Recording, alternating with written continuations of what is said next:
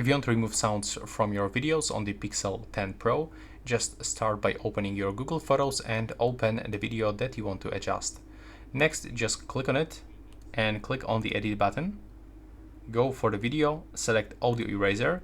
If you are using this for the first time, then you will have to download some plugins. And now you have to just wait for identify songs. Sounds, yeah.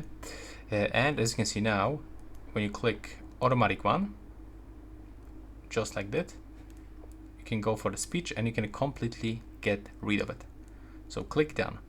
If you got some other sounds, you can also select them and also move to the left side to completely get rid of them.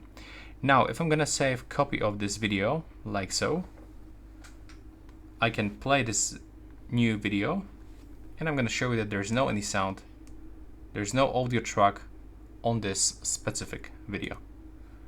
Okay, there's some kind of the issue, so I'm gonna get rid of it and let's open. Now as you can see, the volume is at the full level and there's nothing, no any sound. And if I'm gonna go for the original video, 1 2 3 1 2 3, that's, you can hear that, right? So this is the easy method to get rid of sound track, audio track from your videos on the Pixel 10 Pro.